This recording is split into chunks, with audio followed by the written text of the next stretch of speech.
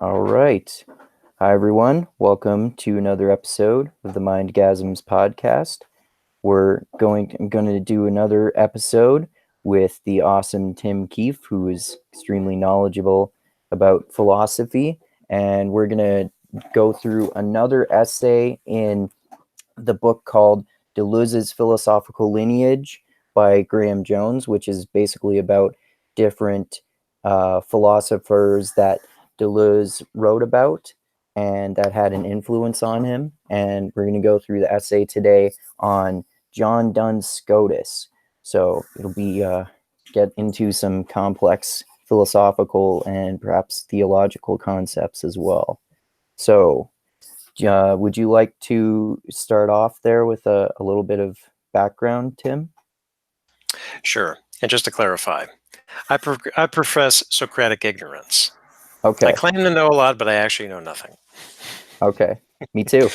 Particularly when it comes to medieval philosophy. This is going to be a bit Okay. of a challenge for us both. Okay. Okay. So we're going to cover Duns Scotus, who is an important medieval philosopher. He is in the same category, I would say, as Thomas Aquinas, who's probably the most famous medieval philosopher. And he does have a nickname, Duns Scotus, called the Subtle Doctor. Oh, why is that his nickname? Because of the themes that he propounds, quite subtle, particularly when we're going to look at univocity of being. Okay. That's just his nickname, historical Oh, okay. nickname. Yeah, one thing I like about this book is that I'm learning about some philosophers that I've never heard of before, but are sort of related in some ways to much more famous philosophers, like how John Duns Scotus is sort of related to Thomas Aquinas, who you mentioned, who I had heard of before, even before I ever learned anything about philosophy, but I've never heard of John Duns Scotus before. Yeah, so there's a triad of medieval philosophers, and by medieval we're talking about late medieval, starting from around 13th century or so. So there's Thomas Aquinas, Duns Scotus, and William of Ockham. Right. Those are the three most famous ones. Okay, Right. so we're going to look at the middle one. So let's do an examination of his name first. Okay, so he was a Scotsman coming from the town of Duns. Hence, that's part of his name. Scotus is the Latin for of the Scot, first name John. So his literal translation of his name is John of Duns the Scot. Oh, okay. He didn't really have a last name. Duns Scotus is not his last name. Oh, okay. Just like Thomas Aquinas, Thomas d'Aquino, he came from Italy, and William of Ockham, the town of Ockham in England. Oh, okay. Yeah, that's how you know medieval philosophers. Oh, okay. I remember reading something about how there was debate among people about whether his last name should be Duns or whether it should be Scotus. Yeah. Yeah. But we call him Duns Scotus. Right. Okay. So let's give a little bit of background before we dive into the essay. So Scotus's dates are 1266 to 1308. So this is definitely late medieval at the start of it. And within medieval philosophy is considered a realist. So those that know about medieval philosophy know that the one main controversy was between the realists and the nominalists. So what's the difference? A realist is somebody that is, if you remember the last time we talked about with Mache, is a Platonist. The commitment to the existence of abstract objects. They really exist somewhere out in physical reality or a transcendent reality or so on. Versus a nominalist who denies that. Universals only exist within the mind. Okay. That's it. So Scotus was a realist, treating universals as real. And he is known for three specific things. One is the univocity of being, which we're going to cover in this essay. Individuation, which we're also going to cover in this essay. And a formal distinction. That's a scholastic term.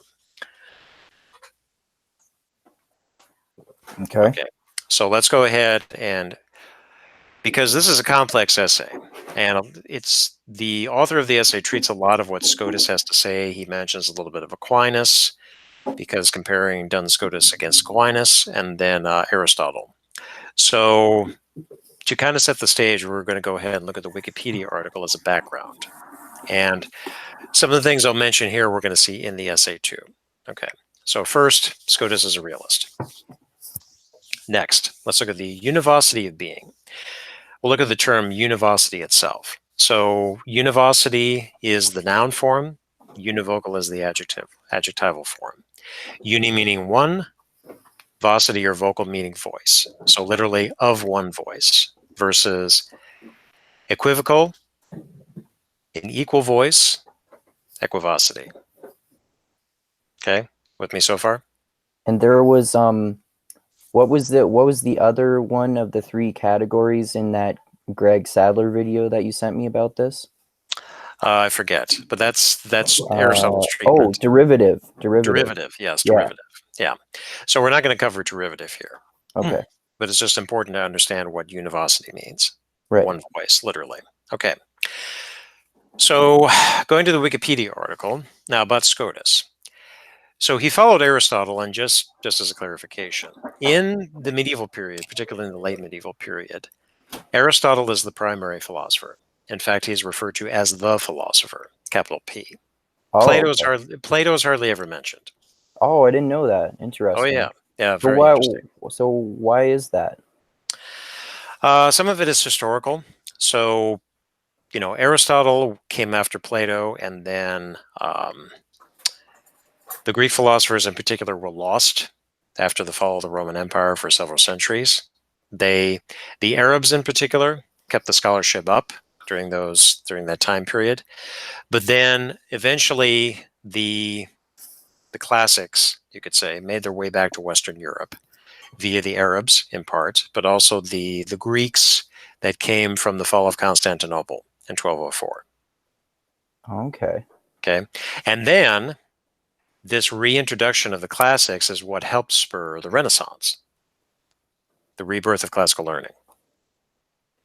But before the Renaissance, Aristotle was the main Greek philosopher. Now, that's not to say that medieval philosophers didn't possibly know about Plato, or they didn't know about the pre-Socratics, or whatever it is.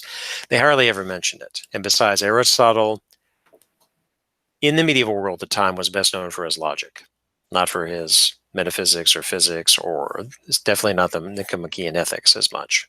So did Aristotle's work, like, is it that his work survived the fall of the Roman Empire more than the work of someone like Plato or others?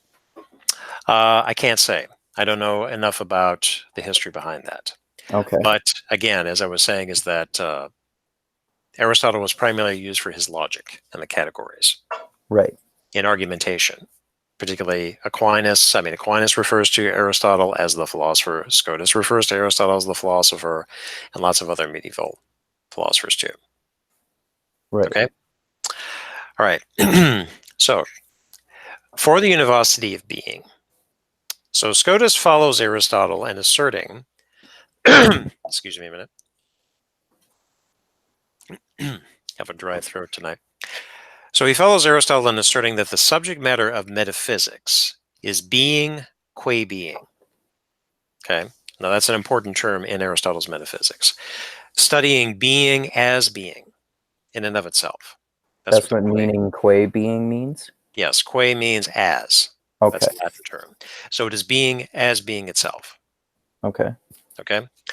So being in general, as a univocal notion, was for him, meaning Scotus, the first object of the intellect, meaning this operation called the intellect is first contemplating being as being. Okay. Whenever you're thinking about something, if it's a particular being, you're thinking about being first. That's the first object. Okay. That actually reminds me of what we learned about Heidegger and being a little bit. Yes, very good. As a matter of fact, Heidegger wrote his PhD thesis on Duns Scotus. Oh, interesting. I didn't know that. Cool. Yeah, so Scotus definitely influenced Heidegger a great deal. Oh, okay. Oh, Okay? cool. So, being is the first object of the intellect. Continuing. The doctrine of the univocity of being implies the denial of any real distinction between essence and existence. So Hmm. essence in the Latin term is essentia. Existence in the Latin form is existentia. Okay? Mm-hmm. So, so existence is essence. So, like, what does that mean specifically? Okay? Follow so far? Oh, did you not hear me for a sec there?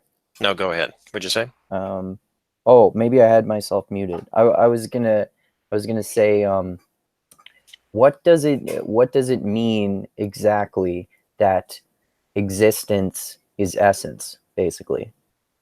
Well, there's a distinction between an essence and existence. Okay. Okay. So again, univocity of being is denying any kind of a distinction between essence and existence. So now continuing with Aquinas, because he did make a distinction. Aquinas had argued that in all finite being, that is, all beings except God, the essence of a thing is distinct from its existence. Mm-hmm. So is Okay. this sort of building on the idea of Plato's forms a little bit? Sort of. Okay. Sort of. So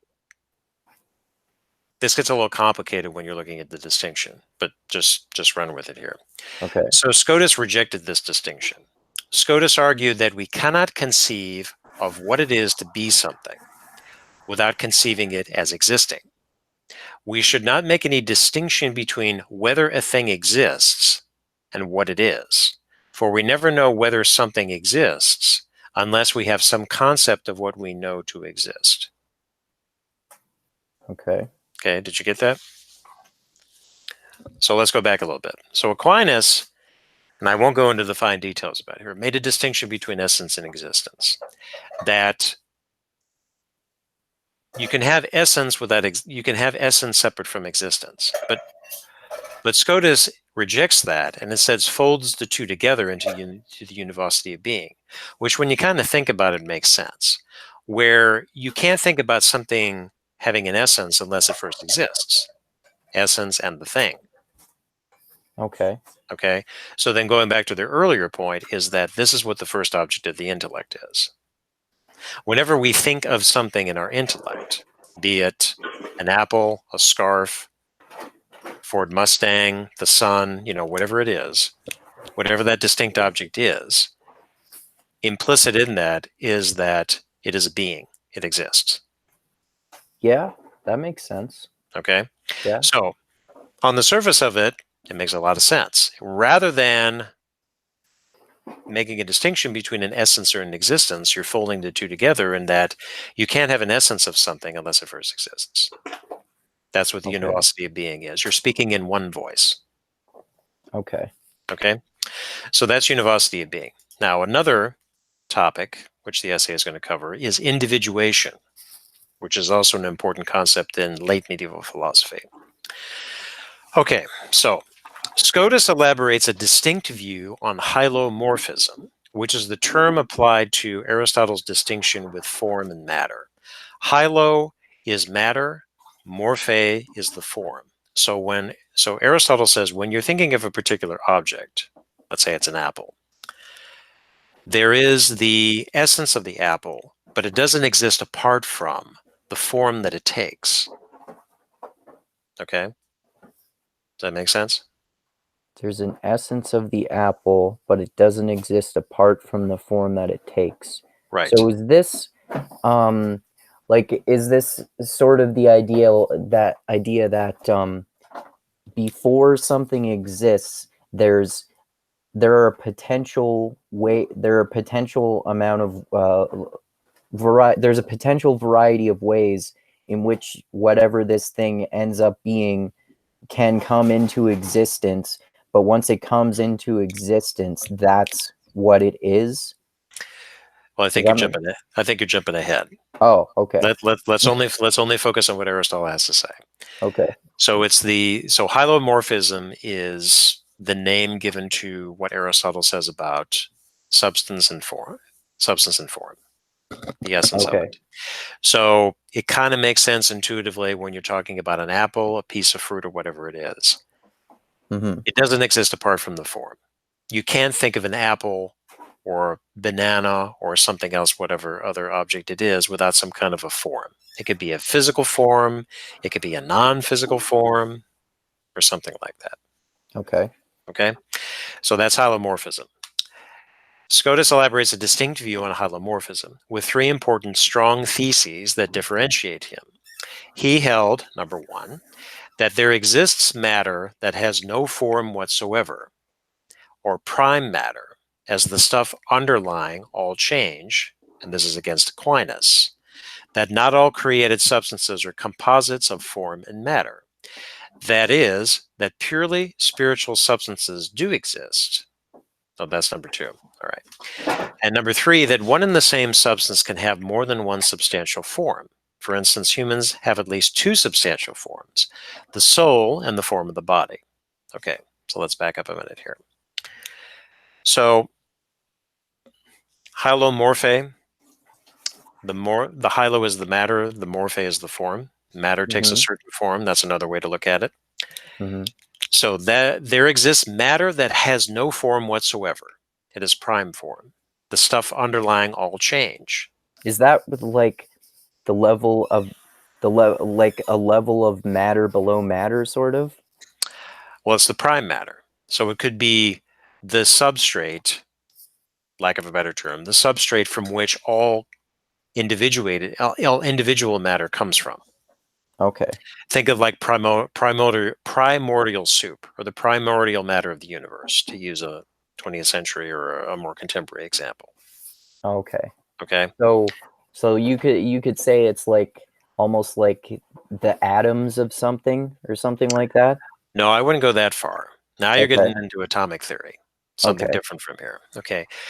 When you're looking at medieval philosophy, you have to kind of be aware of what the strictures are, what they're operating into. Now we're looking at the 13th century here.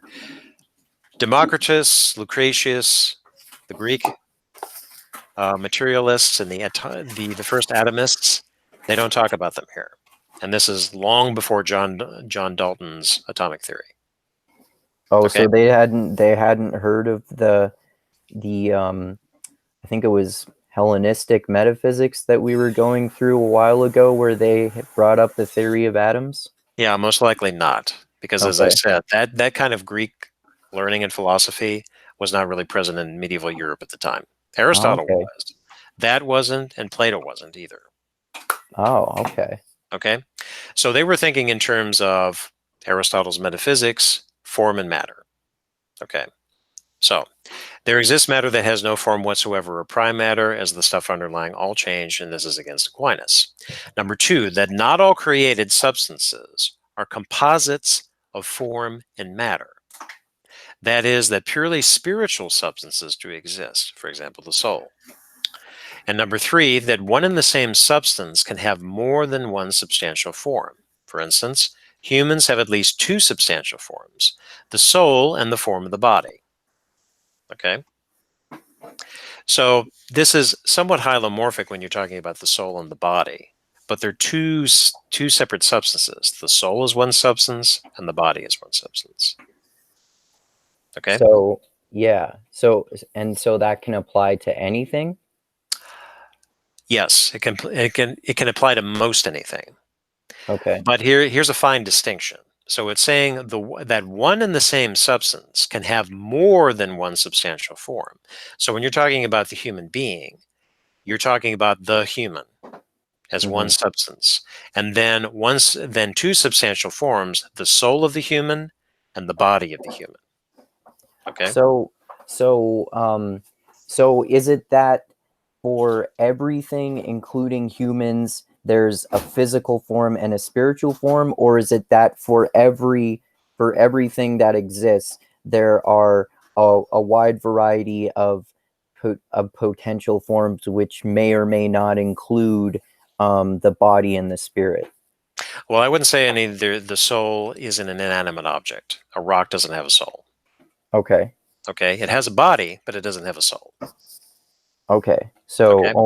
only living things have souls. Yes. Okay. Okay. Well, Okay. let's back up a minute. So it's unclear, and it's not really important here. It's unclear whether animals have souls Okay. in the medieval thought. Okay. Oh, okay. So one Interesting. and the same substance can have more than one substantial form, soul, and body. So Right. continuing, he argued for an original principle of individuation. Okay, and this is a separate topic too when you're looking at medieval philosophy. How does something become an individual? How does it individuate? Not in the psychological sense, but in the metaphysical sense. Okay. Okay. So his term, which he did not apply, but later scholars had applied to it, is the hikeity, interesting term, as the ultimate unity of a unique individual. So hikeity is a word formed from hic, which is a Latin term meaning this. And the hikeity is an entity's thisness. What makes it this instead of, so for example, if you're talking about a human being, what makes a human being? What is the human being? What is the human being's essence? However, what's the hikeity? What makes Andrew Meitzner this human being? That's what the hikeity is. Now, what is it? We don't know, but this is the term that he coined, the hikaitis. The achaity is what makes someone or what makes something something. It makes something this thing, Okay. not okay. So it's What makes me me? What makes my phone this particular phone? So on and so forth. that's right. So Okay. you're a human. You're a human being. Now you can ask the one question: what is it that makes a human being? Right. Separate question. Then we ask, what is it that makes Andrew Andrew? Right. This particular human being. Okay. Okay. All right. So that's the hikaitis. So the hikaity, as opposed to the common nature, what is common to all human beings, feature existing in any number of individuals. What makes a human being, what makes a rock, what makes a waterfall, whatever it is. That's the common nature. So for Scotus, the axiom stating that only the individual exists is a dominating principle of the understanding of reality.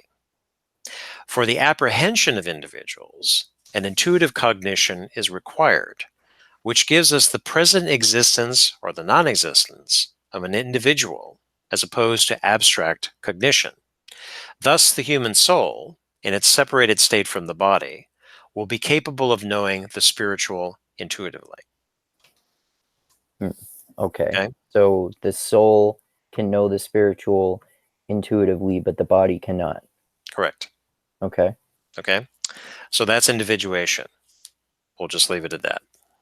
That's a Okay. whole separate subject that many scholars have written about in the medieval I can understanding see of I the can abstract. see how many rabbit holes you could go down with Oh that. yeah, for sure. Okay, so then the last main topic in Scotus is what's called a formal distinction, which also applies to other scholastic philosophers. So it says, like other realist philosophers of the period, and Scotus was a realist, Scotus recognized the need for an intermediate distinction that was not merely conceptual, but not fully real or mind dependent either. Scotus called for a formal distinction which holds between entities which are inseparable and indistinct in reality, but whose definitions are not identical. For example, the personal properties of the Trinity, Father, Son, Holy Ghost, are formally distinct from the divine, the Godhead, you could say, essence. Similarly, the distinction between the thisness or hikeity of a thing is intermediate between a real and a conceptual distinction. There is also a formal distinction between the divine attributes and the powers of the soul. Hmm. Okay, so let's I go back don't. to the Trinity. Okay. So the Trinity, Father, Son, Holy Ghost. Now you're talking about God in general, but the Trinity, which is it emerged in Catholicism earlier on, and then much argumentation over whether there was such a thing as a Trinity or not, but you generally accept it within the Catholic tradition in particular. So God is in three persons: Father, Son, Holy Spirit. So those are formally distinct from the divine God. Now you could even pull in a Hindu analogy here, is that when you're talking about Brahman, which is kind of the world spirit, that's like a divine essence, and then it's in three persons: Brahma, Shiva, Vishnu. Oh, so this is like the opposite of the way I was just thinking in my head. The way I was thinking in my head, what I was going to ask is, so does that mean that there's like a four-part hierarchy with God at the top and then the Holy Trinity? But it sounds like, based on the analogy you just made, that it's like it's more it's more like a sort of partially a polytheistic perspective, maybe, in terms of there being like a God is the divine essence, and then the Holy Trinity are the three separate parts of that. Does that sound right? Right, the Trinity is often referred to as persons. Okay. The divine essence is in three persons: Father, Son, Holy Spirit. Okay. Okay, so the purpose of the formal distinction is to make that distinction between, in this case, the divine essence and the Trinity. Although the Trinity is part of the divine essence.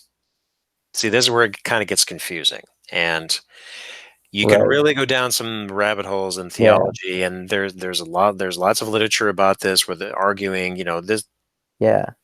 similarly to this, is that whether Jesus had a divine essence or not. Was Okay. he divine and human, solely human, or solely divine in a person in instantiated form? You know, Right. that's a separate theological discussion. For the purposes here, the formal distinction is that, saying the distinction between the thisness, heikade of the thing, is intermediate between a real and a conceptual distinction. So, if we're talking about the human being, there is the common nature for all humans. There's the heikade, the thisness that identifies Andrew, that identifies Tim, that identifies Mache, and so on. Whatever makes that person that particular person. This is why it's so important to learn and understand these obscure philosophical words, because there really is an important distinction between the word haseity and the word that I was thinking about before you described it specifically, which is something like essence, which is different based on what we've gone through so far. Sure. And this is where I think people often get confused, because Yeah, when you're talking in common parlance about an essence, okay, the implication is that what makes it that? What's the essence of an apple? What's the essence of the universe? What's the essence of the conversation we're having? right, What makes it that distinguishes it possibly from something else? right, Okay. Now, going back to the earlier point, again, the univocity of being is that you don't make a distinction between essence and existence. They are not two separate things, because existence is, in some respects, primary to the essence. You can't speak about an essence unless you first speak about existence.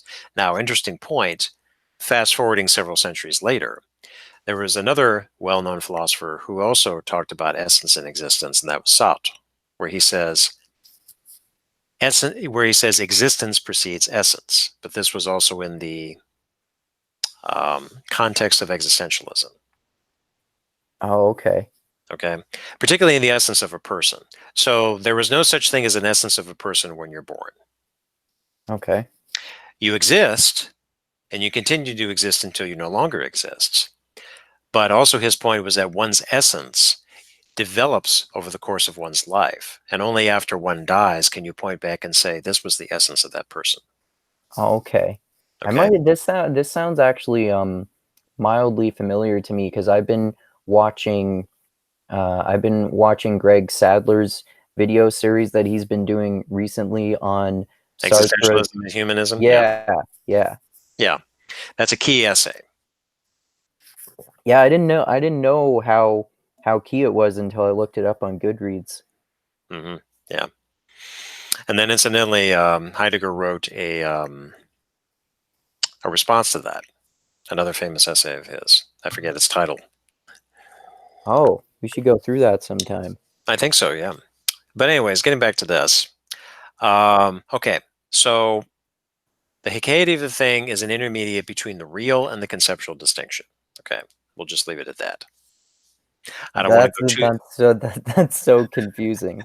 Yeah, I know. I don't want to. But the main point, what Deleuze had taken from Duns Scotus was about the univocity of being. Right. Okay, I think that's pretty well clear. And with that out of the way, let's go ahead and shift and go to the essay itself. So this is the second essay in the book on Deleuze's philosophical lineage by Nathan Witter, John Duns Scotus. Okay.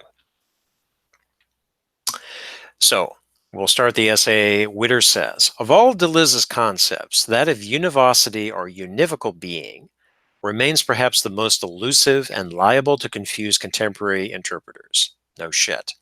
Yeah. Given its literal meaning as a single sense or voice, and despite Deleuze's own formulation of the univocity of being as a univocity of difference, because difference is very important to Deleuze, it is easily assumed that the term is meant to suggest an ultimate unity that tempers Deleuze's philosophy of multiplicity, also an important concept within Deleuze.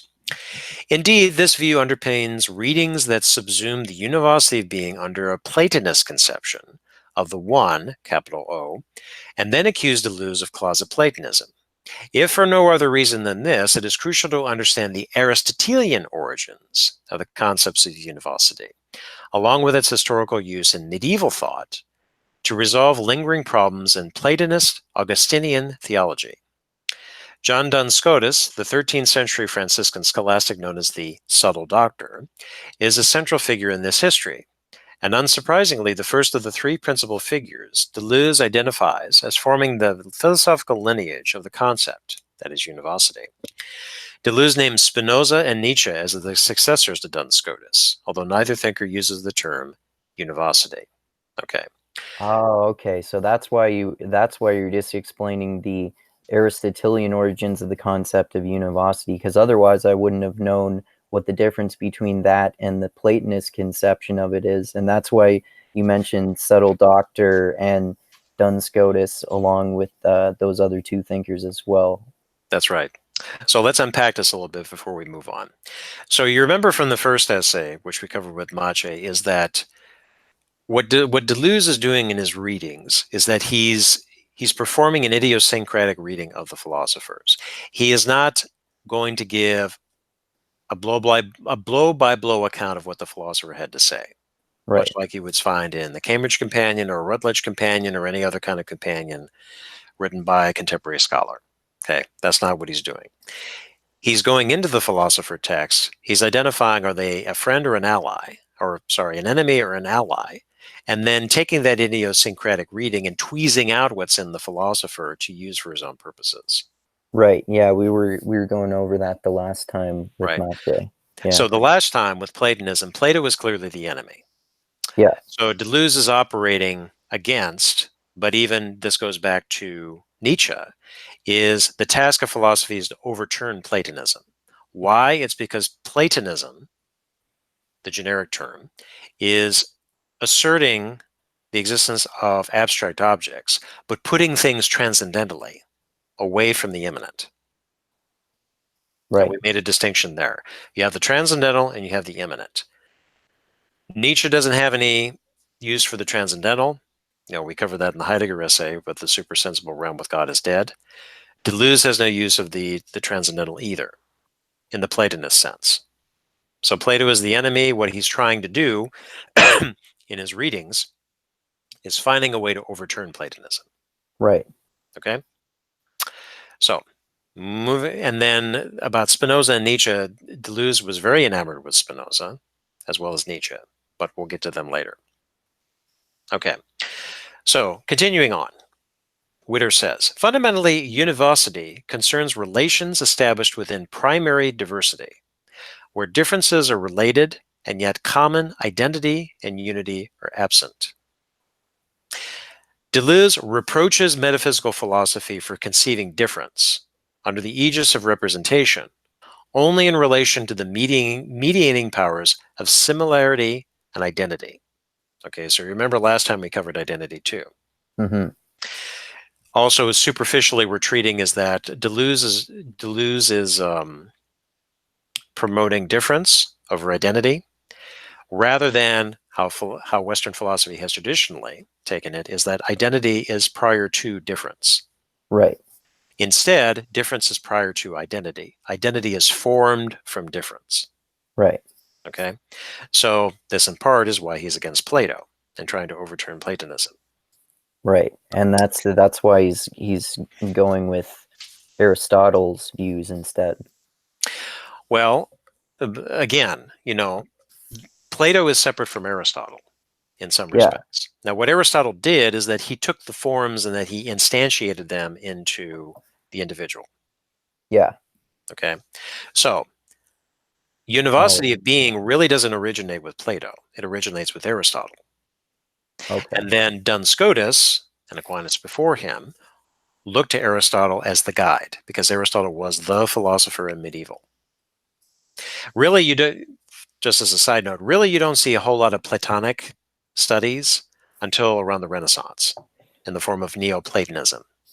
Oh, I didn't know that. That's Yeah, that's a interesting. somewhat separate school, separate topic. We won't get into that here. Okay. Okay, is all this making sense so far? Yeah.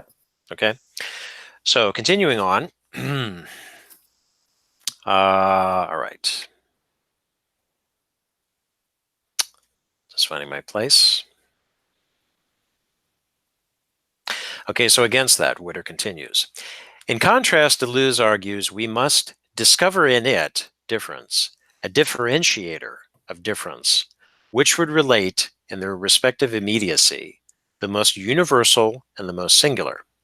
There is a crucial experience of difference, he maintains, where the ascendancy of identity gives way to multiplicity, leaving no synthesis, mediation, or reconciliation in difference, but rather a stubborn differentiation.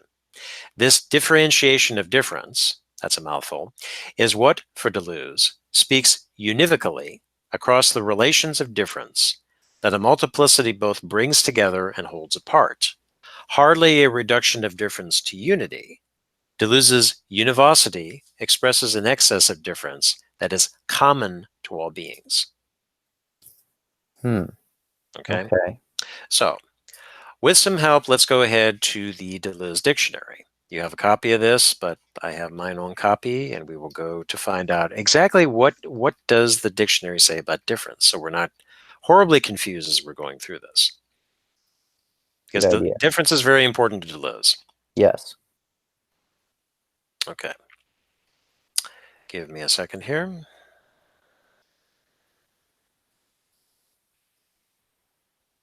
Okay, difference. All right. I'll just go ahead and read this verbatim. This is from the Deleuze dictionary.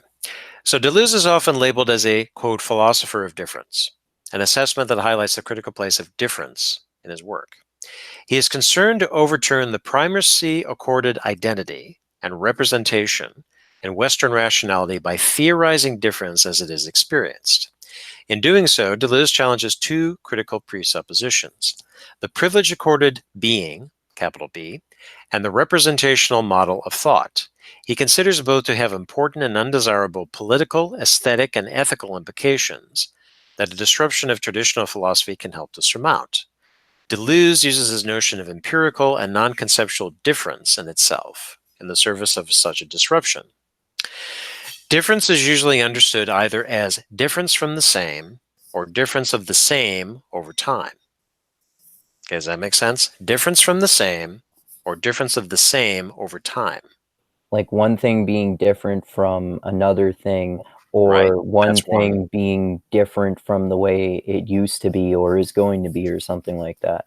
That's right. So look at you and me as, as a close example. I'm different from you, even though we have some commonalities. Mm-hmm. But so there's that one difference. There's also the difference that 10-year-old Andrew is different from 30-some-year-old Andrew. Yeah. Okay. So you're the same, Andrew, but you're different in those periods of your life.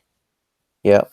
Okay, so that's how it's usually understood. Difference from the same, or difference of the same over time.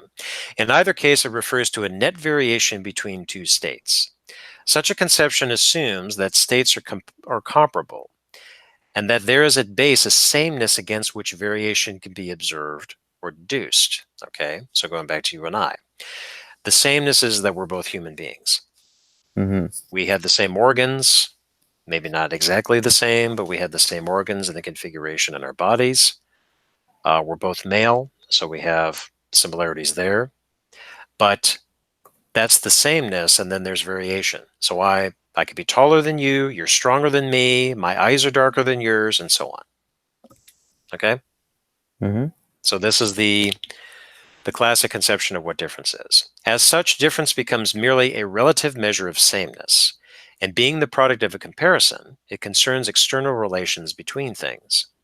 To think about such relations typically means grouping like with like, human beings, and then drawing distinctions between the groups.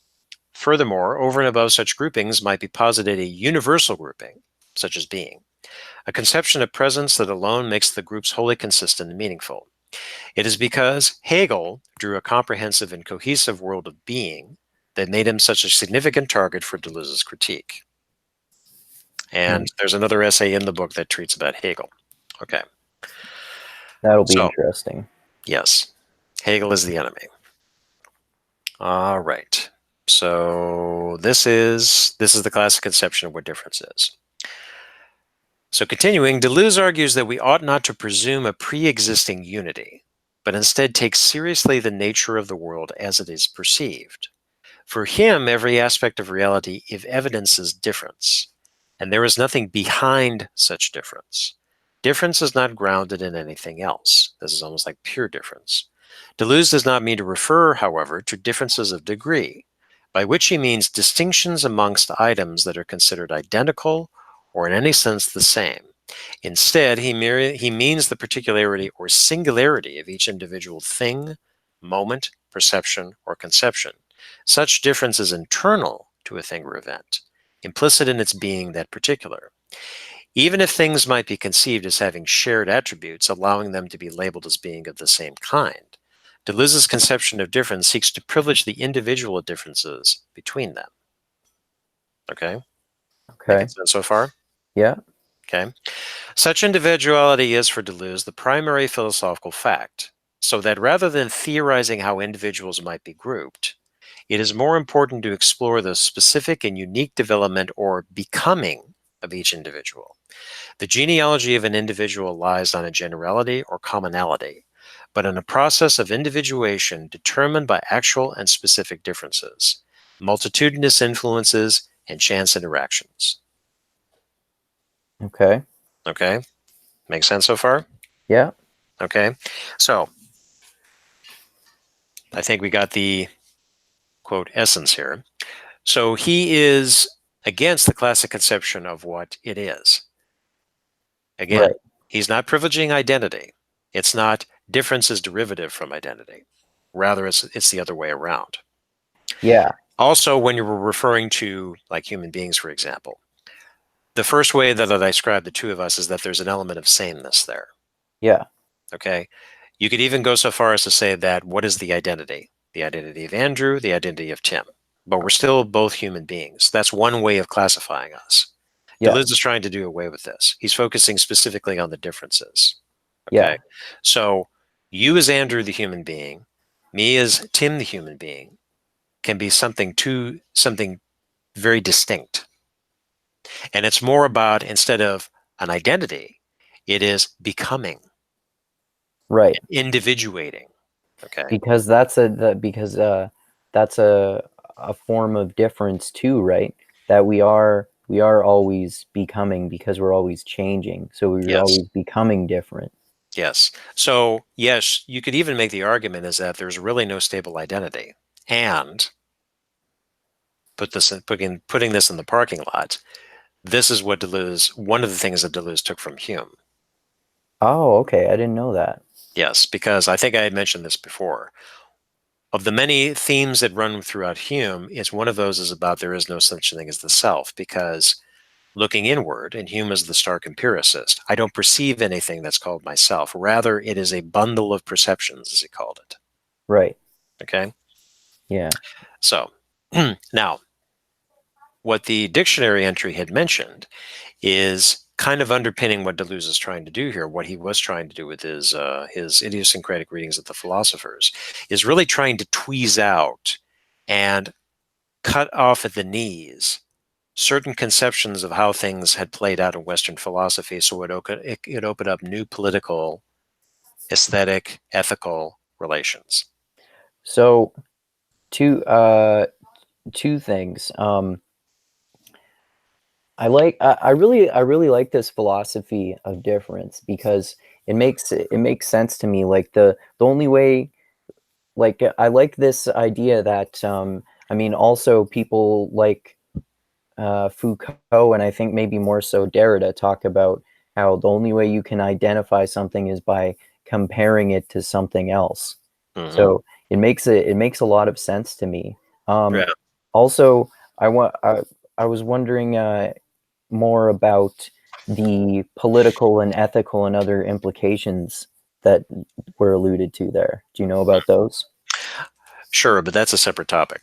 Oh, okay. Far too much there to go into in one podcast episode. There's so many rabbit holes that we Oh, should yeah. put on a shelf here with this episode. Oh, yeah. I mean, I have to confess that I never really paid much attention to Deleuze, but now I'm a little bit older and a little bit more well read in some of these things. I'm definitely going to go back to Deleuze. Yeah.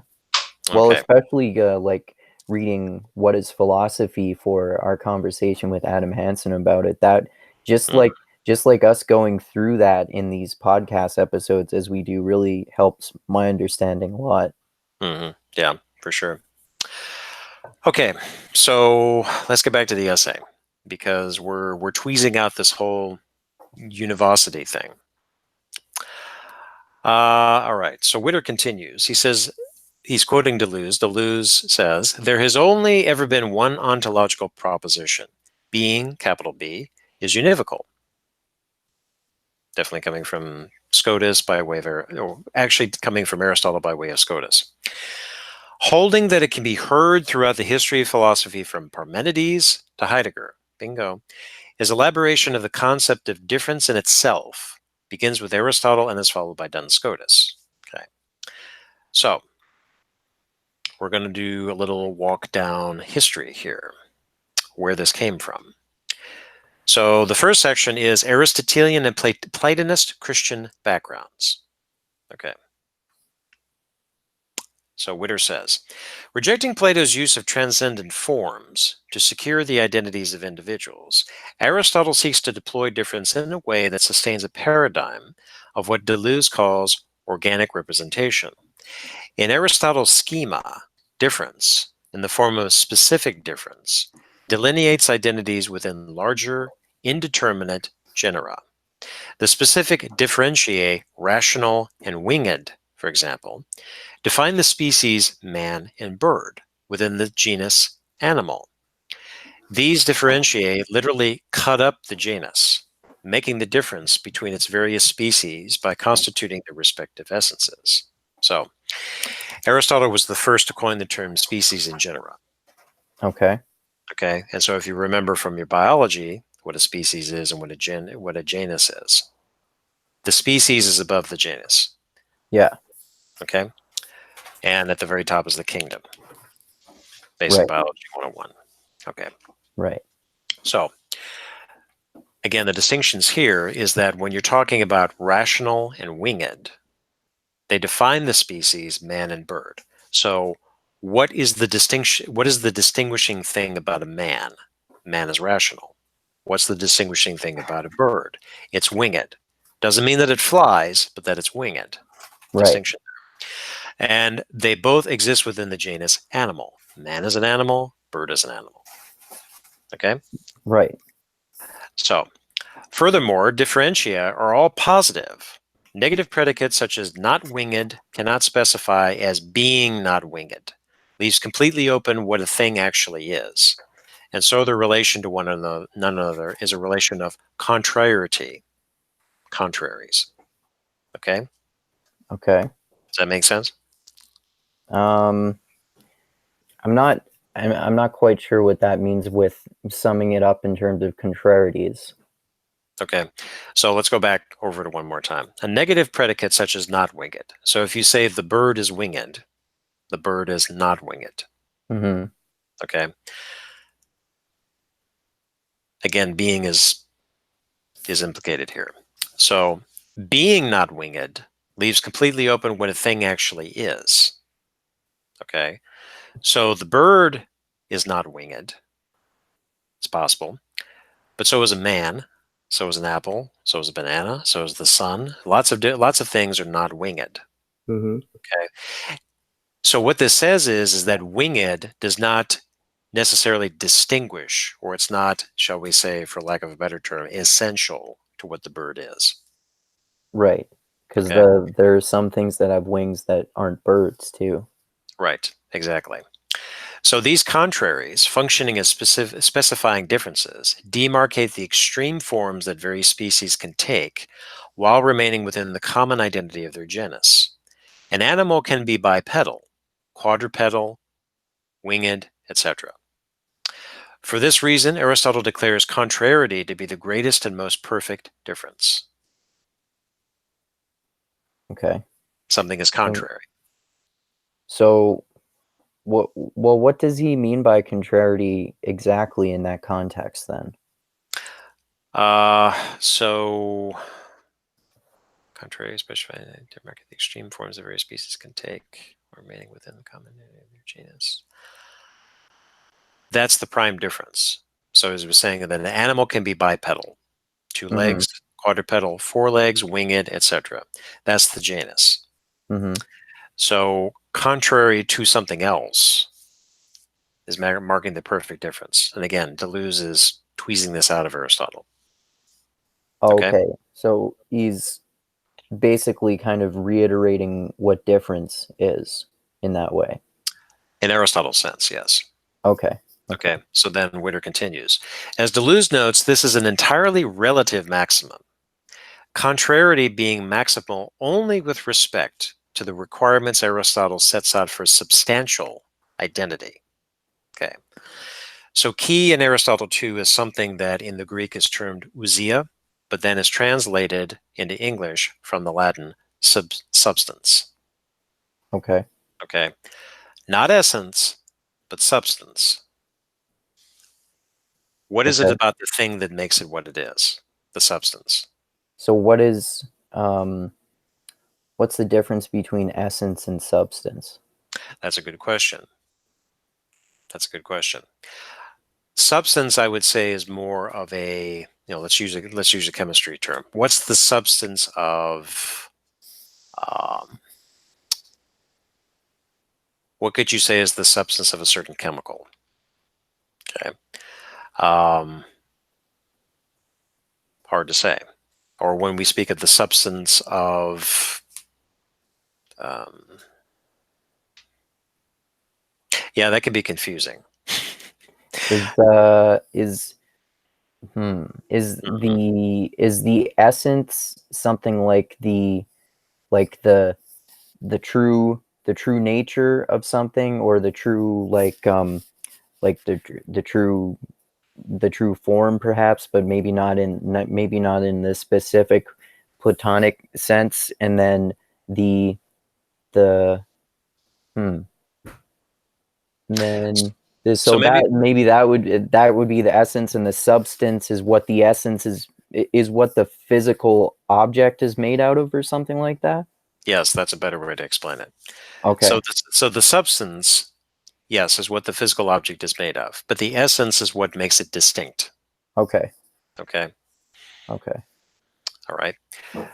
So, strictly speaking, contradiction, the relation between, say, existing and non existing, where the second term cannot be given positive formulation and is the absolute negation of the first, is the greater difference than contrariety. But as contradictories cannot both be predicated of species within the same genus. They are imperfect and extraneous to definition and essence. Hmm. Okay? I'm kind of confused by that Yeah, part. this is confusing. Okay, so one thing to help with this is in the one treatise called the Categories, which was very much in use in the medieval period. The categories are predicates. Okay, so Okay. let's go ahead and go here. Categories. Okay, Aristotle. Enumerating all the possible kinds of things that can be the subject or the predicate of a proposition. Okay.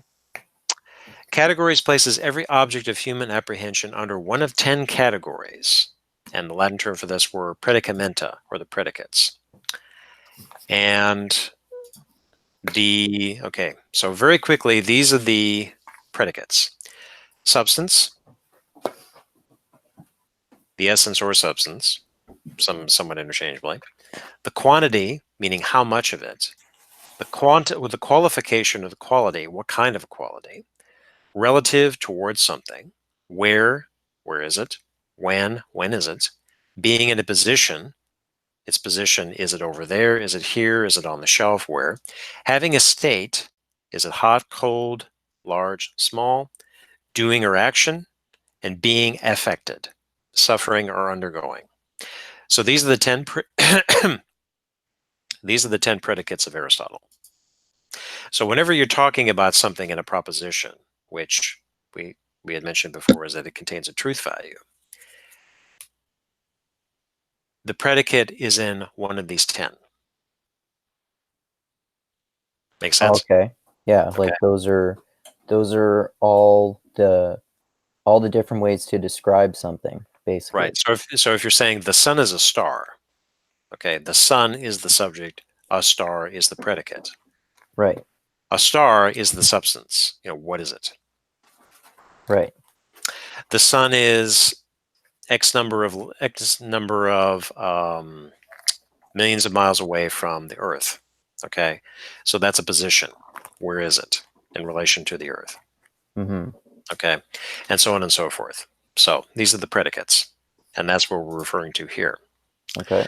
So going back to the quote here, the relation between, say, existing and not existing, where the second term, not existing, cannot be given a positive formulation and is the absolute negation of the first. It either exists or it doesn't exist. Is the greater difference than contrariety. I mean, kind of makes sense. Rather than contrasting the two, it either exists or it doesn't exist.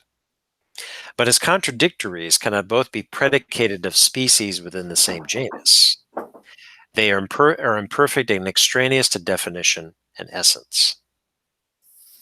Okay. Okay, so what I take that to mean is, as is the case problematically, you could even draw Kant into this, where Kant said that being is not a predicate. Oh, okay. How Okay, did he say it's different from a predicate? well, when you stop and think about a proposition, so if you're saying the sun is a star, okay, so the sun, the subject, is the copula verb, a star is the predicate. You have subject, predicate. Right. But if you say the sun is, which in one respect would allude to its existence, there is no predicate. And Okay. being is not a predicate. You can't say of something that it's a being. I mean, you can say it's a being, but that's a predicate. To call it the sun is a being. Rather, the sun is, meaning it is a being, kind of a capital B, and it exists. You can't say that it's predicated of that. You can't say that its existence is predicated? Well, but if you say the sun is a being, okay, the being is the predicate. It says nothing about existence, really, Okay. because existence is already implicated there. See, Because it I think this is where it gets confusing. Going back to the earlier point, the difference between essence and existence, Mhm. univocity of being. Right. So when you're saying the sun is a star, the sun is a being, or whatever it is for the predicate, you've already kind of committed to is that the sun exists. It's being lowercase b, right? If we're thinking about Heidegger's terminology, for example. Well, now be careful to bring Heidegger into this. Okay. Okay. Well, just just for the sake of helping me understand, does that make sense? Or well, but again, the sun exists. right. Okay. If you say the sun is a being, if you're going to bring Heidegger into this, it's a distinct being. It's not being capital B. Right. Yeah. Right. That's what I was saying. Yeah. Basically. But, going back to what Kant had said, is that being is not a predicate. So it's just what is being then? Good question. We'll avoid that rabbit hole. That's for a whole nother series. All right. Yes. So continuing along, and I can understand this gets confusing. It was confusing me a little bit too, is because you really gotta, specifically with medieval philosophy, because they're so preoccupied with, first of all, Aristotle, and second of all, making all these distinctions about what is, what isn't, where does this fall here, and then they bring God into the picture, where definitely in Aquinas' sense that anything that is not God is derivative. It was created by God. Okay. Okay. Then this is where theology enters into the picture. But Right. also remembering is that Aristotle was also, they took Aristotle for what he had to say about the categories and what he had to say about logic. And they used that as the disputatio, the disputations. If you read Aquinas, you see this in full form, what he's doing. Okay. To support theological claims. Right. So philosophy was supporting theology. Right. Using Aristotle's logic to support theology. Yes. Okay. Bingo. Okay. Mm-hmm. All right. So continuing on, Witter says, setting aside the issue of contradictoriness and what is the greatest difference, Aristotle's schema still faces threats of excessive difference coming from two directions. The inadequacy of a specific difference, as a concept of difference, is indicated by the implication that the differences above and below, those between species nested within a genus, must belong to other orders. Taking the level of the individual first, what ultimately distinguishes two members of a species is a difference signifying each one's ultimate and irreducible thisness. So here are more words used with really extremely specific meanings. That's right. And so I'll just read the rest. Then I'll read the rest of this paragraph because I think it really explains this, Wes. Okay. Socrates, for example, is a man who has a variety of particular characteristics, a list of which might indeed be endless. Ultimately, however, what must be said of Socrates is that he has these attributes, and that he is this man standing here, or he is made of this particular matter. None of these individual differentiations help to specify the essence of an individual. Okay? Mm-hmm. So, let me go over that one more time. He has these attributes, and that he is this man standing here, or he is made of this particular matter. None of these individual differentiations help to specify the essence of an individual. Socrates' essence is his humanity, which is determined at the level of the species and cannot be altered by any further qualifications, such as his height, hair and eye color, nose shape, and so on, let alone by the absolutely final predication that makes him this singular man. Moreover, as this final predicate refers no further than to Socrates himself, it functions as a designation rather than a definitional element. Any definition of Socrates must remain abstract, never quite reaching his concrete individuality. And so, unsurprisingly, Aristotle acknowledges that one can have knowledge of more general categories such as species, but only recognition of individuals as belonging to a species. This means, however, that while two individuals may in one sense belong together in the same species, in another sense, one that speaks truly to their differences, they were irreducibly diverse. Okay? Okay. Does that make sense? Yeah, that makes more sense. Okay, That goes into a lot of the specifics. right. So summing it up, like you and I. Okay, so your essence is your humanity. My essence is my humanity, even though we are both part of the same species. We're able to do this in our minds to think of the species as a whole, humanity as a whole. Okay, so us two individuals and the billions of people that exist on the earth all belong to the same species. But the kinds of predicates that we apply to those people and to ourselves often than not don't apply to or don't bring out or identify, designate what the essence is. Right. Okay. Yeah. All right. Let's see. Okay, being, however, is predicated of all these terms. Okay. All right, so skipping ahead a bit, where it continues. Aristotle maintains being still donates both to its categories and to beings in general, the categories being the 10 that we just mentioned. A common sense, which can be glimpsed, for example, in the universality of the law of non contradiction, whether it is a substance or quality, a category or an individual. No being can both be and not be at the same time and under the same relation. Being, therefore, still implies a relation or connection across differences, but one that differs from identity. Nevertheless, the form of this connection is left undetermined in Aristotle's text. Okay? So the law of contradiction. A cannot be not A at the same time. Law of non-contradiction. Law of non-contradiction, right? Yeah. So this is regardless if it is a substance or a quality, category, and an individual. No being can both be and not be at the same time and under the same relation. Right. So being, therefore, still implies a relation or connection across differences, but one that differs from identity. Key point right there. Okay. Okay. So, So in here, you're starting to see, and again, this is a commentator, this is not Deleuze speaking.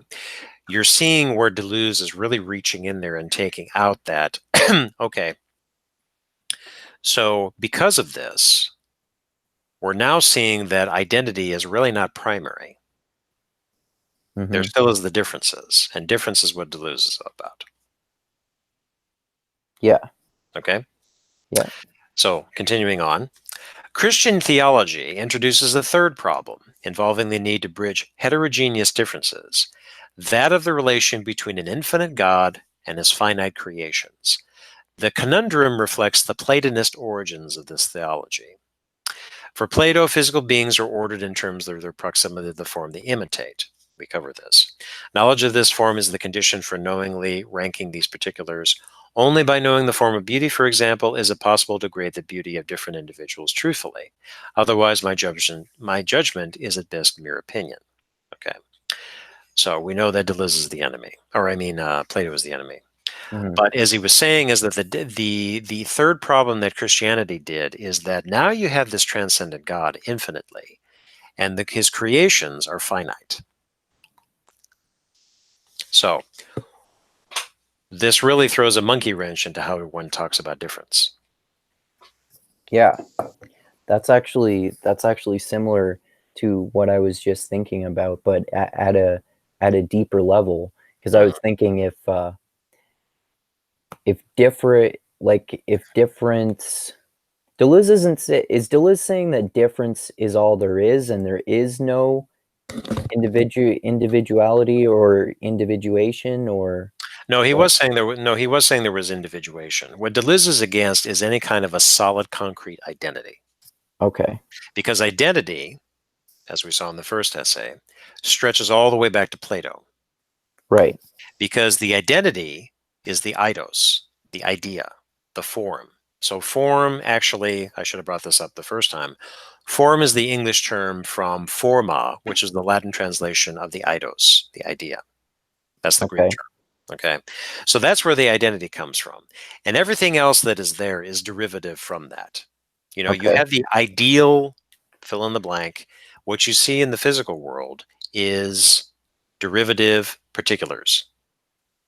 And then bringing knowledge into this is that episteme is the knowledge of the true forms. Okay. Okay. So if like if being exists, like how do you explain that from the concept of difference? Boy, your statement is confusing. You're saying if being exists. If there is being, or if there is existence. Well, you're still contradicting yourself, because you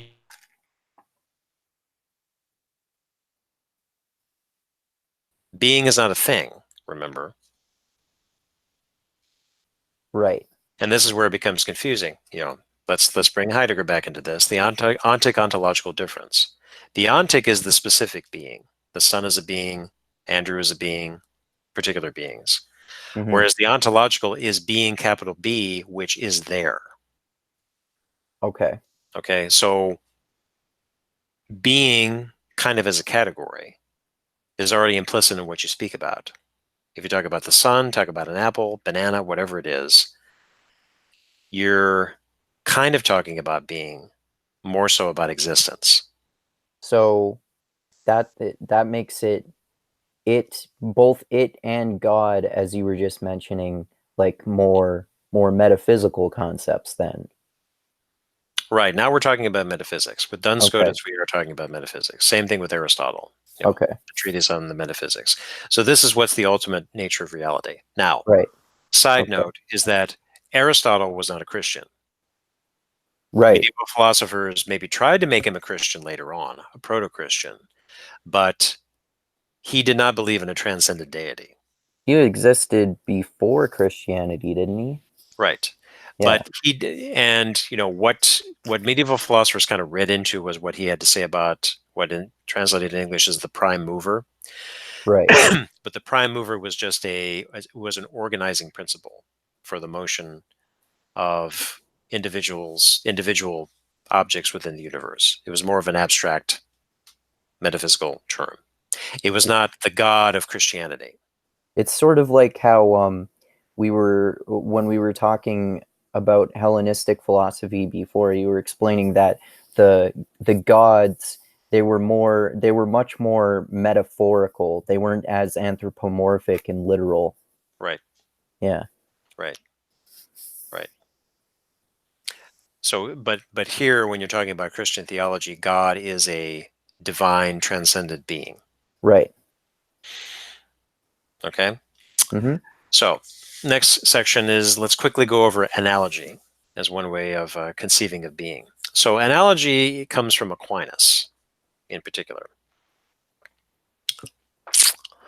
All right. So, Aquinas maintains a proportion exists between substance, which is the only category capable of self-subsistence, and the one Aristotle holds to define being qua being, being as being, Right. and the other categories, which gain their being only by adherence to substances. So, in other words, substance stands by itself. Right. And it's the first of the categories. Everything else, how much, where it's been affected, or whatever it is, pertains to the substance. Okay. Those are the other 9 categories. Right. And substance, or the Greek term ousia, is what the subject of metaphysics is, being qua being. Right. Okay? So continuing, Aquinas applies the same reasoning to the relation between God's infinite attributes and his creation's finite attributes, basing this on creatures and their attributes being contingent on God's existence. Okay, so if God is a transcendent infinite being, he created the world. Everything that is within the world is finite because it was created, and it is contingent, comes to be and passes away, and it is dependent on God's existence. Okay. Right. Very classic theological approach. Mm-hmm. Okay. Definitely within Christianity. Okay. Yeah. Continuing on. Creatures and their attributes, being products of God's power, are marked by this power and so resemble their creator. But God in no way resembles his creatures. Oh, we were made in God's image, that thing, right? Right, let me read this again. Yeah. Resemble their creator, but God in no way resembles his creatures. Through this resemblance, human reason is able to attain a deficient, key term, deficient knowledge of the divine by coming to understand exemplars of perfection in the world, even when the infinite perfection of God remains transcendent. Thus, although God's infinite wisdom eludes human comprehension, the analogical relation of the finite to the infinite makes possible an incomplete knowledge of the divine on earth. Analogy is thereby a middle position between the extremes of univocity and equivocity. Okay? So Okay. univocity speaking in one voice, equivocity speaking in equivalent voices. So the link between univocity and equivocity is related to um, God, Analogy. or yeah, analogous Well, to. yeah, analogy is the middle position. So univocity is speaking all of one voice. And Mhm. this is what Duns Scotus's position is, where one way to describe it is whatever predicates you apply to man apply also to God. Right. So when you say that man is good, God is good, you're speaking in one voice Right. because the predicate is the predicate applying to whatever it is. That's not the Right. case. That's not the case with Aquinas because man is deficient. Man is a finite being. It is not infinite. Man is limited in his understanding. Mhm. So you cannot. So according to Aquinas, you cannot speak of the same because although man is deficient, he can kind of understand what's going on with God and the transcendent, but in a very limited sense, in a very deficient sense. Right. Okay. So we can't. So We can't understand. We can't understand God totally because God is transcendent. So And then and infinite. So yes, and that is perfect. why I'm still a little confused as to um, like what exactly that means in terms of univocity and equivocity. Okay. Well, let me explain it again. So the predicates: good, infinite, wise. No, take your pick. Hmm. So if you say that God is good and man is good, speaking univocally, the good applies the same to God and man. Hmm. Okay. Equivocally means that when you speak of God is good, man is good, you might be kind of speaking the same thing, but not quite. There's really more of a distinction and maybe even a difference in degree. Because if God is infinite, good applied to God is definitely not in the category by itself, but definitely in a very different category from what you say is that man is good. However, the word good has slightly different meanings depending on what it's applied to. And this is where you're speaking equivocally. And Okay. is it because linguistically the word good is related to God, No, or because good is a predicate, remember. so it's because like you said, God is in a superior category to humans because God is infinite, and Hmm. humans are not infinite. Right. We're not infinite, we're finite, we're also contingent because we Yes, were created by God and we depend upon God. and God is not contingent on us. No. Okay.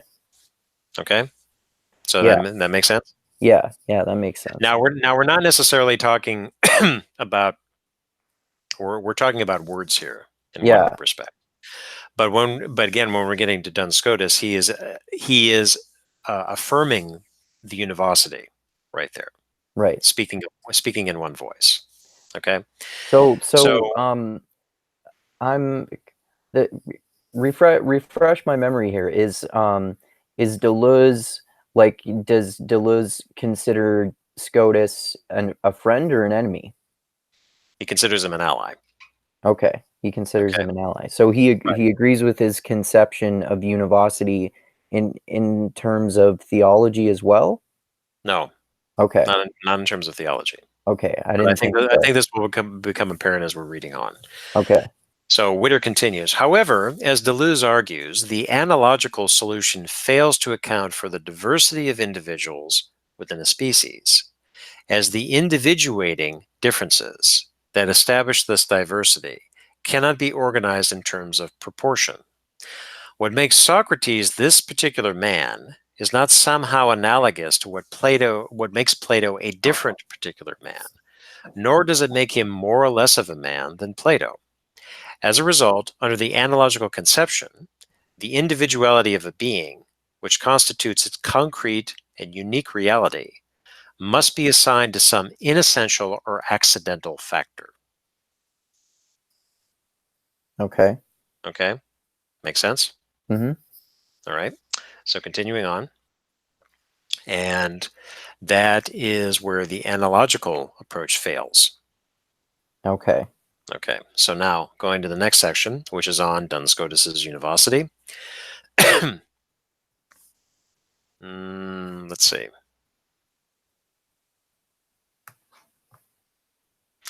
Okay, so Witter in the first paragraph says, analogy pertains to judgment. That is, to the assignment of attributes to a subject through complex propositions such as Socrates is white. Judgment, however, refers back to apprehension, that is, the simple cognition of being. You could even say an awareness. And Duns Scotus maintains that there is no room here for the middle position of analogy. Remember, analogy is between univocity and equivocity. Even granting that Socrates is wise, analogously to the way God is wise, between the statement God is a being and Socrates is a being, univocity and equivocity are the only possibilities. In the case of equivocity, however, neither natural nor rational knowledge of the divine is possible. With respect to the being of various attributes, analogy may indeed have a role to play, but an analogy, Duns Scotus argues, can only be drawn between beings that are both in some way already known, so that for the being of the subjects to which attributes are assigned, there must be a relation of univocity. Okay, so Oh, what I take that to mean is, let's go back to Aquinas and essence and existence. He already makes that distinction, but speaking univocally, univocity being here, is that the essence is that existence precedes essence. mm-hmm. How can you speak about an essence if you're not already speaking implicitly that it exists? Right. We're in the search of this essence, but if it doesn't exist, then where is it? We can't search for it, whatever it is. So, you note that how Witter mentions is that when you're talking about God is a being, Socrates is a being, and this, bringing Kant back into this when you're speaking about being is on a predicate. So if Mm-hmm. God is and Socrates is, analogy doesn't apply. Univocity and equivocity are the only possibilities. So if you're speaking equivocally, you would say that God is, and the implication there is God is a infinite, uncreated, eternally wise, persisting, whatever it is, whatever attributes you choose to apply to God. Socrates is, it's a different story because Socrates is a finite being, is a contingent dependent being. Mm-hmm. Okay? That's speaking equivocally. Univocally, which is what Scotus is arguing, is that there is already a relation because you are speaking about being. God Okay. is, Socrates is, there's really no distinction. So Because why if you do see, because you're kind of saying that God exists, check. Socrates exists, check. so why is that why is that not analogous then? Why is it not analogous? Yeah, yeah. Because the analogy is the middle term here, and according to Scotus, this is what he's arguing, is that you cannot apply this to being. So he is asserting the univocity of being. Oh, okay. Right. Okay. Okay. So again, that one line here. But an analogy, Duns Scotus argues, can only be drawn between beings that are both in some way already known. Hmm. So that for the being of the subjects to which attributes are assigned, there must be a relation of univocity. Okay. Okay. So if you talk about God is, Socrates is, you already know about God, you already know about Socrates. Right. Okay. Okay. I understand that this is a bit of a head stretcher. Yeah. This Well, is medieval metaphysics at its finest. well, and it's not as bad as Heidegger or some of the direct Deleuze that we've gone through. That's true. Yeah. Okay. Yeah. So let's see. Mm-hmm. Okay. So skipping around. Here's a quote from Duns Scotus. Scotus says, quote, and this is to knowledge of the divine. In this life already, a man can be certain in his mind that God is a being and still be in doubt whether he is a finite or an infinite being, a created or an uncreated being. Consequently, the concept of being is affirmed of God is different from the other two concepts, infinite and uncreated, but it is included in both of them and therefore is univocal. Oh, okay. Oh, Okay, does that, that make sense now? yeah, that's interesting. Okay, so yes, God is a being. We can be certain in our minds that God exists, but we can be in doubt about, was he created? Is he a finite or an infinite being?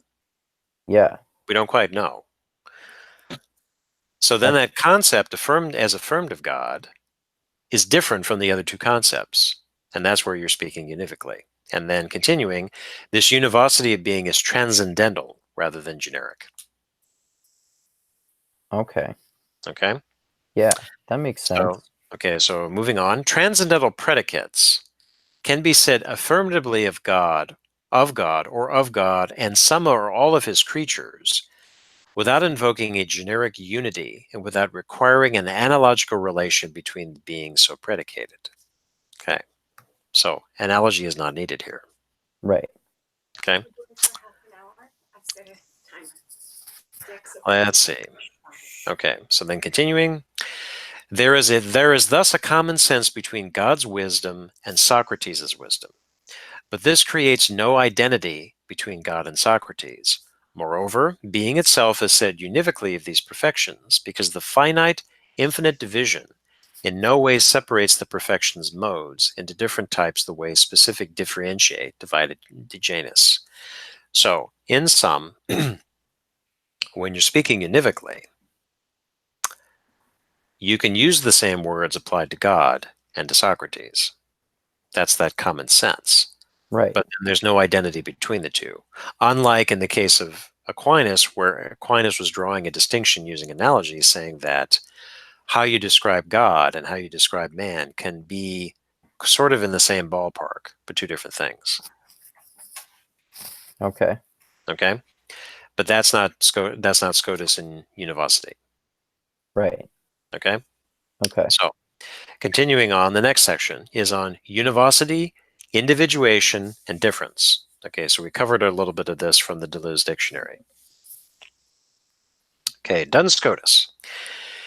Individuality, he maintains, is an essential quality and essence that, following Aristotle, must be defined in positive terms. Okay, continuing. Matter cannot explain individuality because, as part of the formal composition of an individual's essence, matter is simply another general category. Whereas, if it is taken as something particular, that is, Socrates is composed of this matter, it begs the question of what individuates this material. So, in other words, you can't say that what something is made of, its matter, is what makes it individual. There's Okay. something else that makes it an individual. Okay. Okay. So, then continuing on. Duns Scotus holds that just as specific difference contracts a genus into a species, The principle of individuation must be a positive difference that further contracts the common nature of a species into a singular individual. This difference, or hikaiety, we've seen this term before, is neither matter, form, nor a combination of the two, and so it cannot be expressed by general predicates such as those that define a species or those that qualify an individual while remaining common to many individuals. It further differs from specific difference in that it does not constitute a whole of which it is a constituent part. So in other words, this hikaiety, what makes this thing this, its thisness, it's not matter and it's not form. So this is a kind of a rejection of that hylomorphic theory taken from Aristotle. Right. Okay. And so general predicates, those defining a species, man is whatever it is, man is rational, for example, that applies to a species, are those that qualify an individual while remaining common to many individuals. So Socrates is a particular man. Right. But what's the hikaiety of Socrates? Don't quite know yet. What makes him this particular man? Okay, continuing. Consequently, while specific difference constitutes a quiddity, which is actually a scholastic term referring to an essence, the quid, the that, this, hikaiety constitutes a material reality that goes beyond the quiditative. I like that term. An individual is thus composed of two realities. Wait, what's quiditative mean? Referring to a quiddity. What's a quiddity? So quiddity is a medieval scholastic term. It's synonymous with an essence. Oh, okay. Okay. Okay. An individual is thus composed of two realities, a quiditative common nature or essence, and a non-quiditative singular reality, which are formally distinct. There's that formal distinction again. Okay. Now we're still with Scotus. We haven't even got to Deleuze yet. Okay.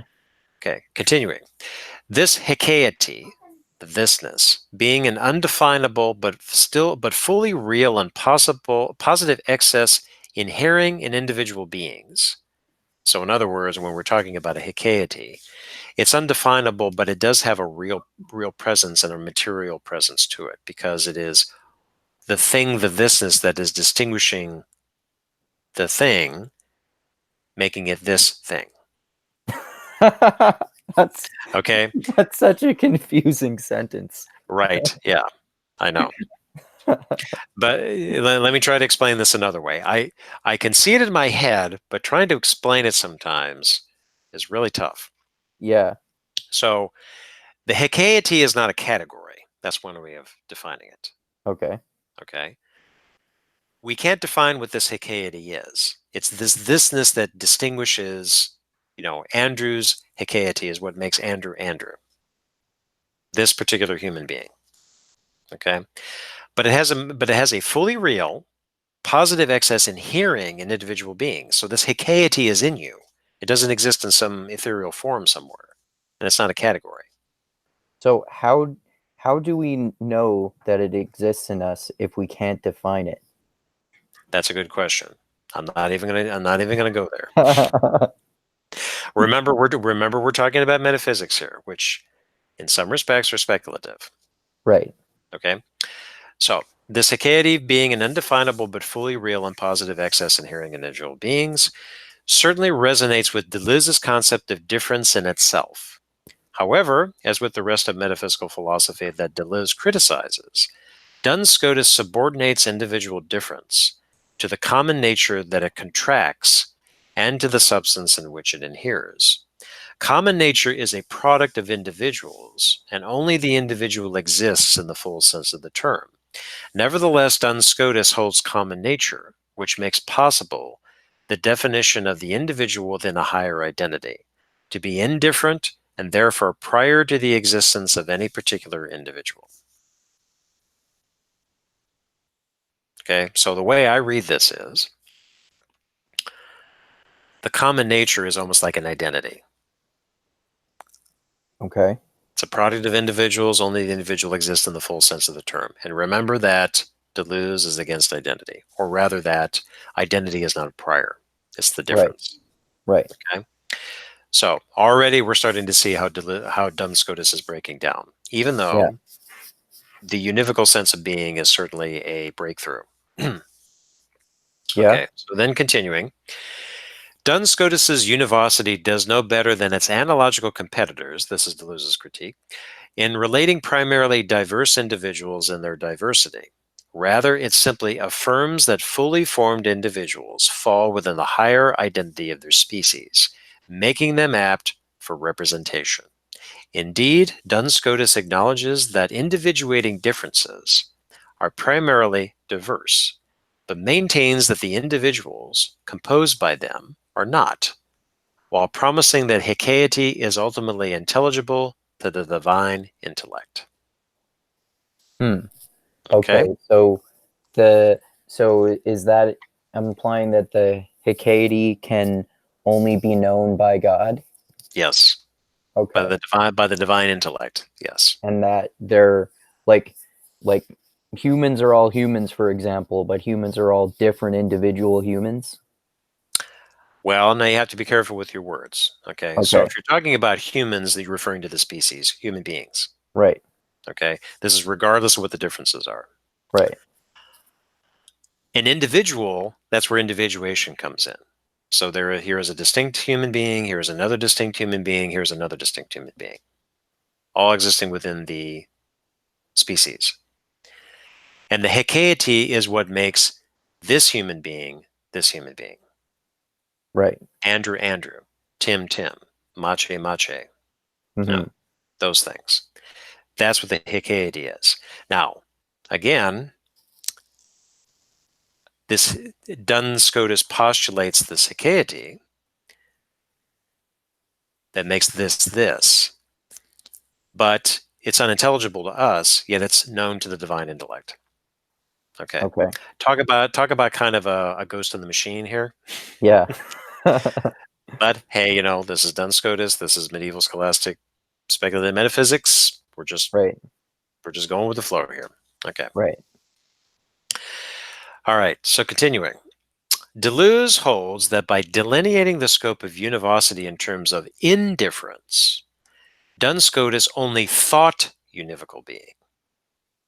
Furthermore, Deleuze identifies the enemy he, meaning Duns Scotus, tried to escape in accordance with the requirements of Christianity, pantheism, into which he would have fallen if the common being were not neutral.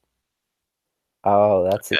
that's that makes a lot of sense. That's sort of Okay. along similar lines that I was thinking. Okay. So common points here. Deleuze accuses Scotus of only thinking about univocal being, but not actually following through with it. Right. And that what Scotus was trying to avoid was pantheism. Now, why was he trying to avoid pantheism? Because in pantheism, the world or the universe is God, Right. which is not in accordance with Christianity, Right. particularly at that time. Because, as we saw with Aquinas, and we see this with Duns Scotus, is that if God is an infinite, uncreated being, and we are finite, contingent beings, if it's all pantheist, we're all part of God. So there is no transcendent, infinite being there. Yeah, because then God could not have created the world before existing in it. Right. Or maybe there was a God that created it, but we reside within God, and there's not the distinction Yeah. between the transcendent and the immanent. We could use those Yeah. terms. And Okay. whether God was created by another God or something like that is the well-known infinite regression. That's right. That's right. That's if God were a created being. If God were an Yeah. uncreated being, you avoid that. Yeah. Hmm. Okay. So continuing along. It is therefore essential to well, let's see. Read this quote. Nah, I think we'll skip that. Okay, it is therefore essential to overturn the primacy of substance, of the self-subsistent or the identical, and so too any infinite being that transcends and governs the world of finite beings and becoming. Okay, this is pretty much Deleuze here. It is necessary to situate a multiplicity from which individual identities emerge and into which they dissolve. With this, individuation, difference, precedes the individual identity, we've seen this before, and an ontology of difference is born. Univocity is no longer limited to fully constituted quiddities that, quote, share nothing in common, but is said of an immanent difference that escapes representation and that both brings together and holds apart individuals. It is said, in short, of difference in itself. One thing I forgot to mention. Deleuze is against representation, which is also a hallmark of Western philosophy for many centuries. Okay. Going back to Plato, okay? Particulars are representations of the ideal. And Deleuze is trying to get away from that. Okay. Because when you have representation, you're already setting up a hierarchy. Right. Or rather, the hierarchy is set up and then representation flows from that. Right. Okay? Rather, he's trying to bring everything back into the immanent. Right. Okay? So, difference, multiplicity, individuation precedes the individual. So, difference prior to identity. And that's the ontology of difference. Okay. Okay? Now, moving right along, we're going to quickly get into Spinoza and Nietzsche, Right. which we mentioned at the earlier in the part of essay. Okay, continuing. The path to this univocity of difference continues with Spinoza, whose univocity between substance and modes is expressive, an object of pure affirmation, rather than neutral. Nevertheless, Spinoza continues the supremacy of substance, which, quote, appears independent of the modes, while the modes are dependent on substance, but as though on something other than themselves. So, the thing that enamored Deleuze about Spinoza was his pantheism, or at least what he was accused of, Right. because Spinoza had identified God with nature, and nature is all around us. But Right. the problem here is that Spinoza affirmed God as a substance. Right. Okay, that's Oh, where that's okay. where that's where monism comes in. So a monist term versus dualism is monism is one. So if you're talking about substance, and you can even bring Descartes into here, the mind-body split. The mind is a separate substance, and the body is a separate substance. That's a Right. duality of substance. But Spinoza flattens that, and now it's a monist approach. But he still is affirming substance. Okay. And So, hmm. I'm so still, this, I'm so this, still, so I'm, this is so the, I think where the confusion here is, at least at first phase, is that Spinoza kind of affirms the univocity of being, of difference, but when you're also asserting substance, as does Spinoza, there is no difference okay. because it's just one thing. Like for the sake of argumentation, let's say it's matter. Okay, even Okay. modern day physicists would say that we're just composed of matter, or we're just composed of atoms. Okay, Okay. that's kind of a substance. We're not even really talking about being or difference. So he, he wasn't a polytheist then, right? No, he was not a polytheist. Okay. Okay. I Okay. think, I think I understand that difference then. There is like it's not that is like God is nature, as you said. It's that Mhm. God is a substance, but there's still individuation, and there's difference, as you said. Well, Um, not in Spinoza, and no? that's what Deleuze's criticism of it is. Oh, okay. Okay, so the quote here. This is Witter. The path to this univocity of difference continues with Spinoza, whose univocity between substance and modes is expressive, but he meaning Spinoza continues the supremacy of substance. Okay, Okay. so if you're talking about one substance, it would be hard to speak of difference in the way that Deleuze is speaking about difference. Yeah, that's what I was thinking about too. Like it sounds a little bit from that description of Spinoza as if everything is the same. Right. Which, if you know something about Spinoza, this is what branded him as a heretic, because what Scotus was trying to avoid was pantheism.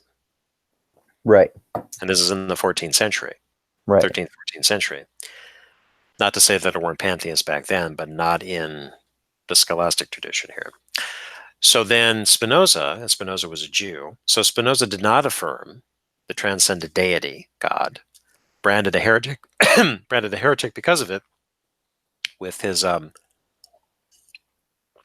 monistic approach, which some people also would call the pantheism, because God, how he defines God, is everywhere.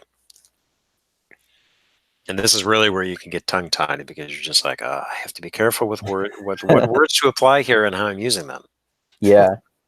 Because somebody's going to say, so what you're saying is, no, that's not what I'm saying. You sound like Kathy Newman. Yeah. So what you're saying is, all right. So that's the problem with Spinoza. And then this is a simplification, because Deleuze wrote 2 books on Spinoza, and Spinoza was definitely an ally. The problem with Spinoza is that he was a monist. Okay. With substance. Okay. So continuing on. Right. Which appears independent of the modes. Well, the modes are dependent on substance, but as though on something other than themselves. This can be overcome, Deleuze quote, only at the price of a more general categorical reversal, according to of a more general categorical reversal, according to which being is said of becoming, identity of that which is different, the one of the multiple, etc. That identity not be first, that it exists as a principle, but as a second principle, as a principle become, that it can revolve around the different. That would be the nature of a Copernican revolution, which opens up the possibility of difference having its own concept. So difference is not derivative. When you take identity, which Deleuze does not completely do away with, but he makes it as a second principle, a principle becoming. One becomes one's identity instead of having a fixed identity. Okay. Okay, making sense? Yeah. Yeah, All that right. makes sense. So Witter continuing, he says, this revolution is carried out by Nietzsche's eternal return, which Deleuze argues is not the return of identical events in time, but rather the return of difference. Deleuze quote, returning is thus the only identity, but identity is a secondary power, the identity of difference, the identical which belongs to the different, or turns around the different. Such an identity, produced by difference, is determined as repetition. The eternal return is said of a world of the will to power, whose pure intensities are like mobile, individuating factors, unwilling to allow themselves to be contained within the factitious limits of this or that individual, this or that self. I heard Okay. some Nietzsche terms there. Yes. Okay. So you know about the eternal return, right? Yeah. Eternal return of the same, Yeah. which at first phase you would think is a metaphysical principle, but actually it's not. Nietzsche says that live one's life as if you would be living it eternally in the same form, endlessly, forever and ever and ever. Right.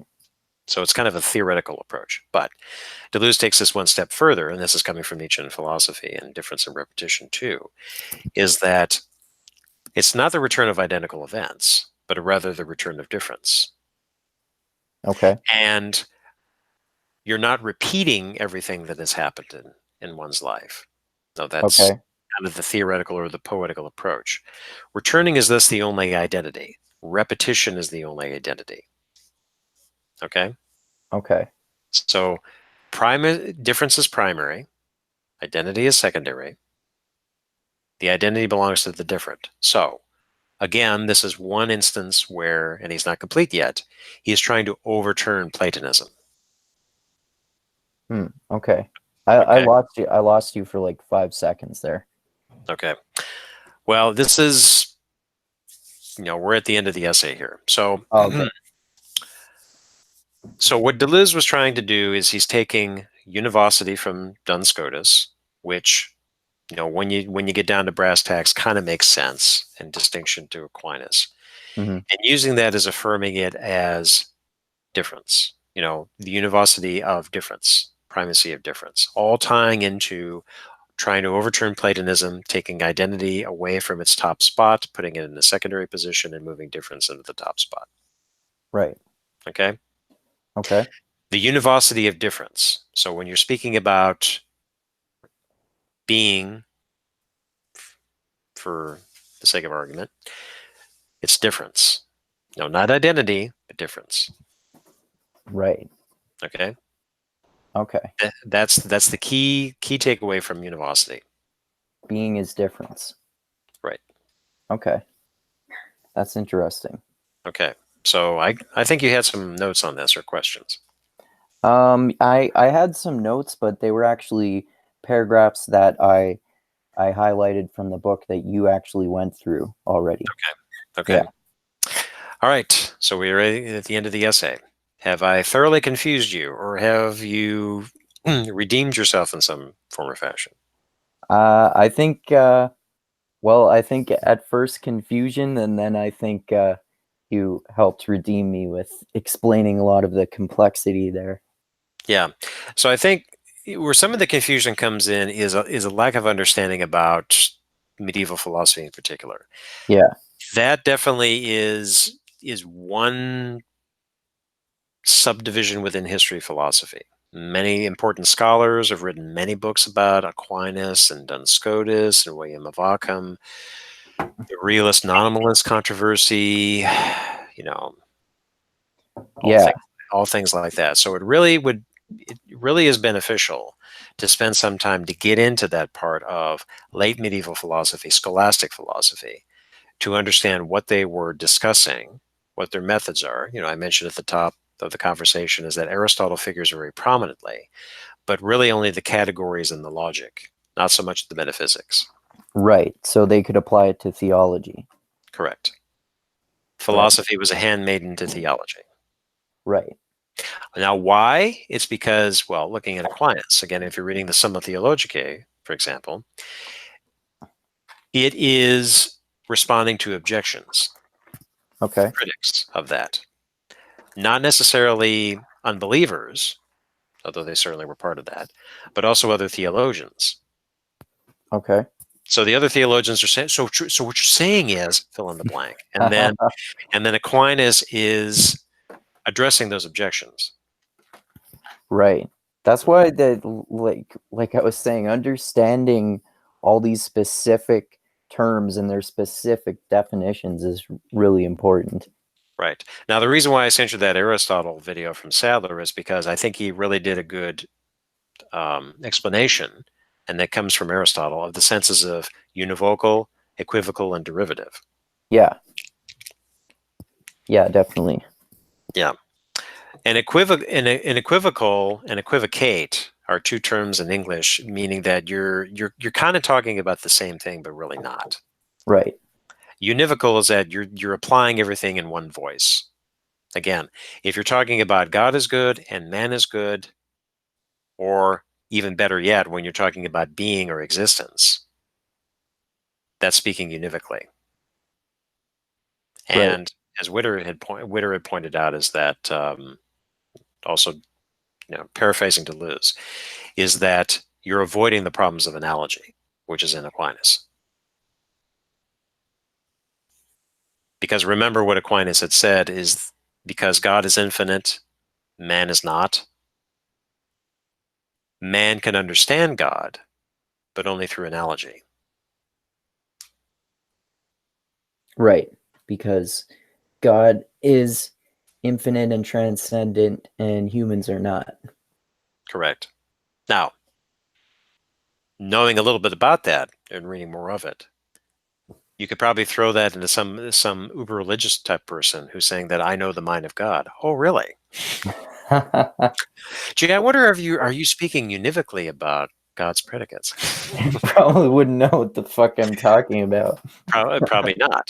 Probably not. Yeah. Okay. All And then right. I can enlighten them and say, have you heard of John Duns Scotus? Yes. If not, let me give you a copy of the sentences on Peter Lombard. Yeah. Okay.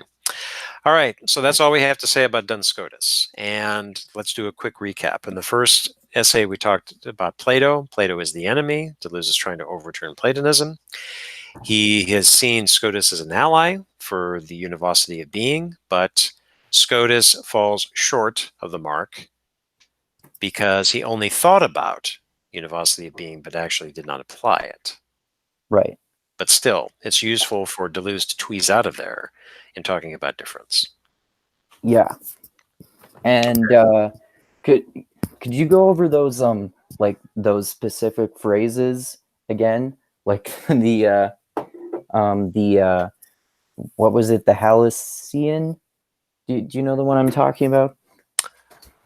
Oh, Hecate? Hecate. Yeah. Okay, well, let's go back to let's do a recap of Scotus, the four main themes. Yeah. I think that will be helpful.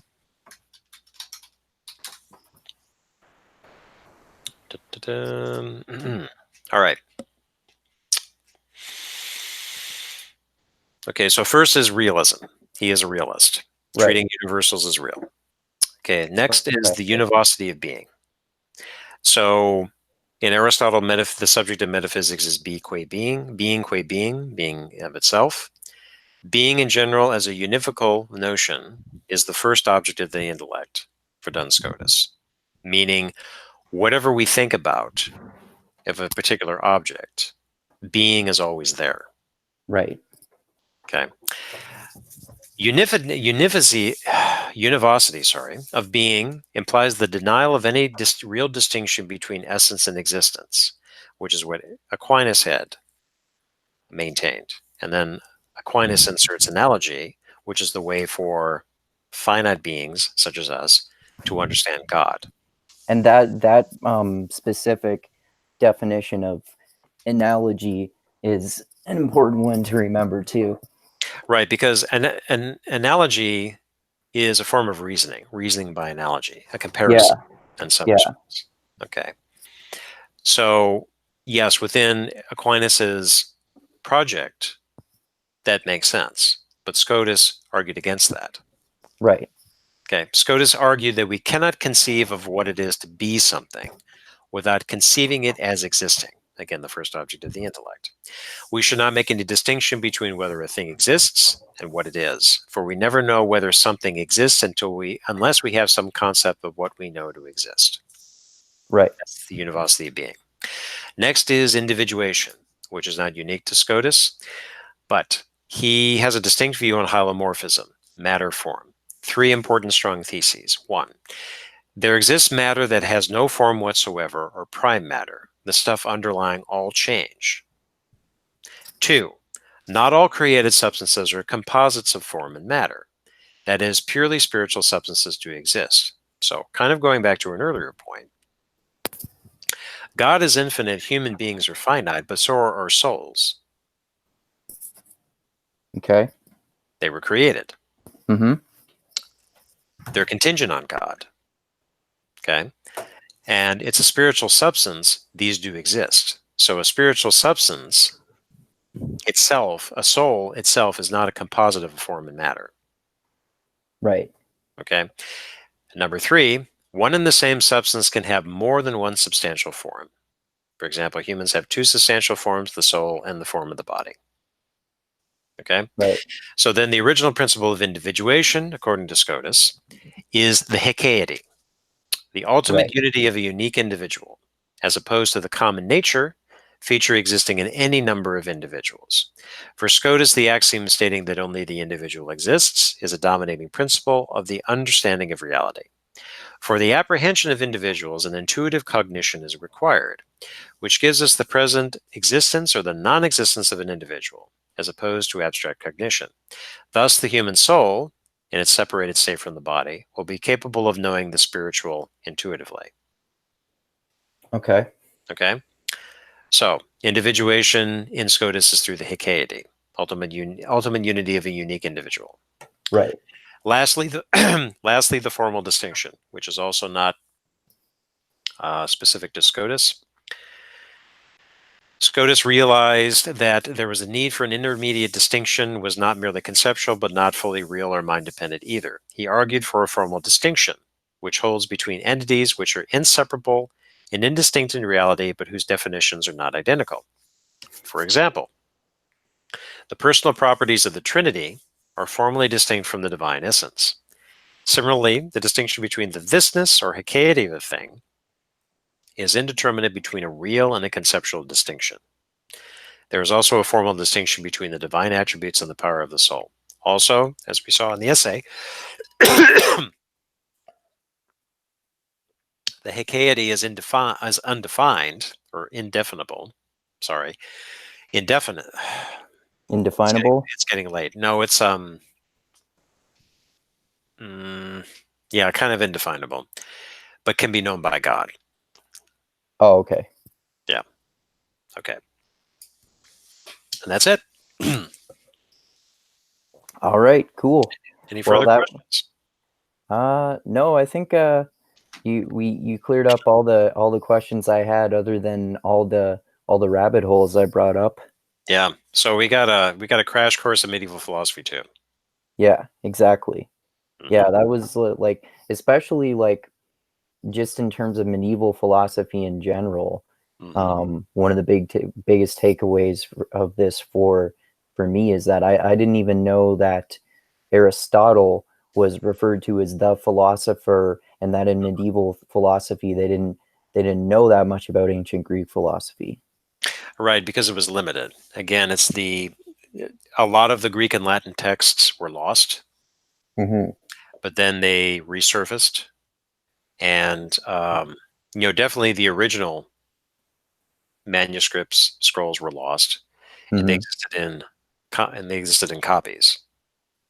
Right. But also in the Middle Ages, there really were not that very many people who could read Greek. Oh, okay. It was Latin. Latin was the prime language of Western Europe. And Right. then, as I said, with the fall of Constantinople in 1204, because of the Fourth Crusade, those Greek scholars were making their way into Western Europe. Oh, okay. Because the Byzantine Empire, for centuries after the fall of the Western Roman Empire, was a Greek-speaking empire. Okay. Okay? Mm-hmm. All right, so we are finished with Scotus. We can cross him off the list. Next All right. time, we're going to look at Leibniz, which is another challenge. And our setup with medieval philosophy will help with some of Leibniz too. Okay. All right. Cool. That sounds great. So Well, hopefully Mache can make it next time. yeah, hopefully. Couldn't All make right. it today, unfortunately, but hopefully next time, yeah. Mm-hmm. All right, so I'll just say all the stuff that I like to say at the end of my videos, and then you can give any last words or plugs there, as per usual. And yeah, thanks so much for talking with me again. This was great and very informative and interesting. So yeah, thanks everyone so much for watching this video and for sharing it and subscribing to my channel, and especially to those of you who contribute to me on Patreon. I'll add the link for that to the description of my videos, like I always do. And like I always say, I love you all, keep being the tiny beam of light that shines through the almost impenetrable darkness in the universe. And most importantly, always remember this: the funk cures all. All right, keep having mindgasms anywhere, everyone. And any last words or anything there, Tim? Yes. Search for one's hekeity. Yes, search for one's hekeity. Good idea. All right. Thanks for watching, everyone. Adios until next time.